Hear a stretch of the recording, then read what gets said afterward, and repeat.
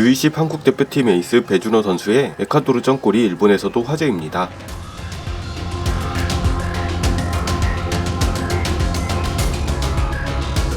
일본 언론이 U20 한국 대표팀의 에이스인 배준호 선수의 에콰도르전 골에 감탄했습니다. 배준호 선수는 한국 시간 2일 새벽에 열린 U20 월드컵 16강 에콰도르전에서 1골 1도움을 기록하며 대표팀의 3대2 승리를 이끌었죠. 배준호 선수는 월드컵 개막전부터 우리 대표팀의 에이스로 평가받던 선수였습니다. 대표팀에는 K리그 소속 선수들이 많지만 주전급 선수는 배준호 선수가 유일합니다. FC 서울의 강성진 선수나 수원FC의 이영준 선수는 주전급이라고는 할 수 없는 상태죠. 이번 월드컵 조별 예선에서는 대회 직전에 입은 내전근 부상으로 큰 활약을 보이지 못했지만 16강 에콰도르전에서는 그야말로 에이스다운 맹활약을 펼쳤습니다. 특히 대표팀의 두 번째 골은 배준호의 감각이 빛난 멋진 골이었죠. 완성적인 골게터 부족에 허덕이는 일본에게는 부러움이 느껴질 만한 골이었을 겁니다.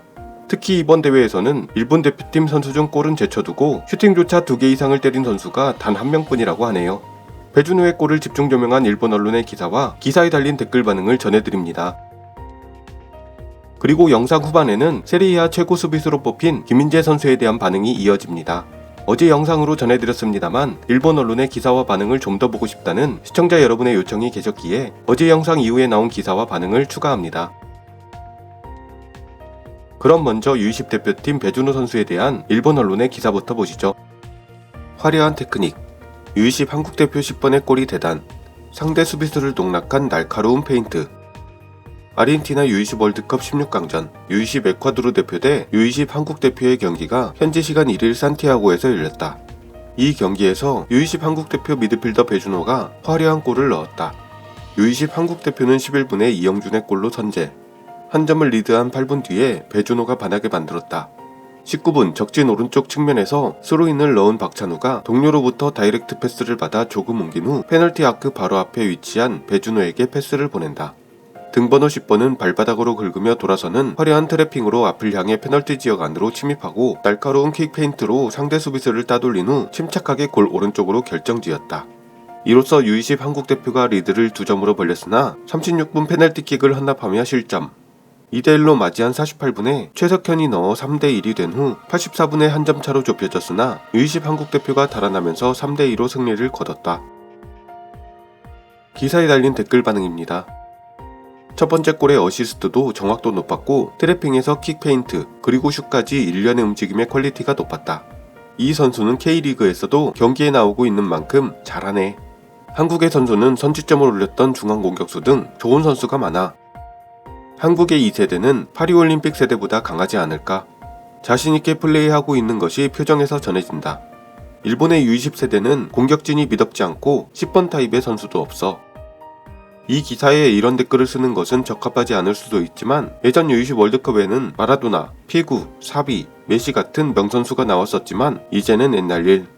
축구계 전체가 정보와 세계화의 물결에 밀려 10대 선수들을 어릴 때 사들여서 자기 팀의 아카데미에 들여보내는 유럽팀의 전략이 영향을 끼쳐서 이 대회의 가치와 수준도 낮아지고 있다. 전대회 우승국인 우크라이나, 결승에서 2골을 넣은 스프라하는 현재 23세, 삼프도리아에서 출전조차 못하고 있어. 삐투리, 질투하는구나? 이 아이와 공격수 아이는 유럽에서 오퍼가 올 거라고 생각해. 수비는 약한 것 같기도 하지만 득점력은 대단해.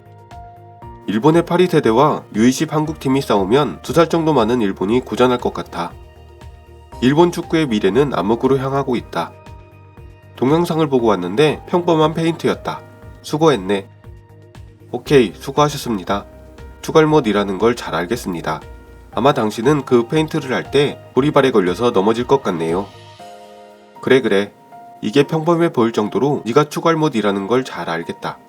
쪽팔리니까 글은 안 쓰는 게 좋을 듯. 반대로 저렇게 심플해 보이는 플레이로 상대를 농락하는 것이 어려운 거죠. 다음은 세리에A 최우수 수비수로 선정된 김민재 선수에 대한 일본 언론의 기사입니다. 김민재가 아시아인 최초 최우수 수비수로 빛나다. 세리에A 부문별 개인상 발표. MVP는 조지아 대표 공격수. 세리에A가 현지 시간 6월 2일 2-2-3 시즌 부문별 개인상을 발표. 여러가지 스탯 데이터 통계를 바탕으로 선출된 각 상은 다음과 같다. 최우수 골키퍼 이반 프로베델, 최우수 수비수 김민재, 최우수 미드필더 니콜로 바렐라, 최우수 공격수 빅터 오시멘, 최우수 선수 흐비차 크바라츠엘리아, 최우수 U23 선수 니콜로 파졸리, 최우수 감독 루치아노 스팔레티. 33년 만에 세리에A 우승을 차지한 나폴리가 7개 부문 중 4개 부문을 제패하는 결과에 김민재는 아시아인 선수로는 처음으로 세리에A 최우수 부문상에 선출되었다. 이탈리아는 수비의 나라로 알려진 만큼 커다란 가치가 있을 듯. 마찬가지로 크바라츠엘리아도 조지아 선수로는 처음으로 세리에A MVP 수상자가 됐다. 세리에A 공식 사이트는 플레이 성공률 94.8%는 최근 5년 동안 최고의 기록이었고 운동 능력적인 수치도 톱 레벨이었다. 12골 10도움을 기록한 그는 나폴리에 스쿠데토를 안겨줬다 라고 칭찬했다. 기사에 달린 댓글 반응입니다. 아시아 선수로 세리에A의 센터백의 최우수 수비수는 너무 대단하다. 김민재의 경우 체격적인 면뿐만 아니라 빌드업을 포함한 발기술 면에서도 뛰어나고 게다가 나폴리에서는 없으면 안 되는 존재까지 되었고 그는 틀림없이 스쿠데토 달성의 1등 공신. 뜨거운 마음으로 향상심도 있는 선수고 무엇보다 겸손해서 일본 대표도 칭찬했을 정도. 선수로서도 한 인간으로서도 존경스럽다. 이제 아시아 선수들도 유럽에서 충분히 통할 수 있게 됐다. 축구의 뜨거움은 전 세계에 침투하고 있으니까 높게 평가받는 선수가 앞으로도 많이 나왔으면. 대단하네요. 세계 톱10의 센터백이죠. 내년에 만약 맨유에서 주전으로 1년 통한다면 톱5 안에 드는. 이렇게 단기간에 스텝업도 드물고 부상이 없다는 것도 크네요. 토미야스와는 상당히 차이가 난다고들 하던데 민재가 너무 대단한 거야. 아시아인의 근육과 골격으로 대단하다고는 생각해. 하지만 아시아인 최초라든가 아시아라는 테두리 속에서 자화자찬하는 감각을 알 수가 없어. 미토마가 프리미어에서 활약했지만 카가와나 오카자키와는 비교해도 다른 아시아인과 비교하는 언론은 없었다. 조선인의 감각은 좀 이상해. 일본 언론은 손흥민과 오카자키, 카가와, 미나미노, 미토마를 비교하며 자화자찬을 계속하고 있어. 김민재는 너무 대단해. 게다가 손흥민도 있고 한국은 세계 톱 레벨의 인재가 대단하구나. 근데 왠지 대표팀 경기에선 일본이 질 것 같지가 않아. 카테나치오의 나라에서 최우수 수비수라니 너무 대단해. 손흥민도 있으니 진심의 한국 대표와 일본 대표로 시합했으면 좋겠어. 일본과 마찬가지로 한국도 분위기가 고조되는 것이 아시아 축구계로서도 기쁜 일이라고 생각해. 크고 빠르고 잘한다 라는 느낌이었어. 이런 선수가 터키에 묻혀 있었으니 알 수가 없네. 안 묻혔어. 중국에서 터키 이적, 터키 베스트 11으로 1년 만에 나폴리 이적. 이승우가 몇 년 전에 토미야스도 좋은 선수지만 민재 형님이 더 위 라고 했었지.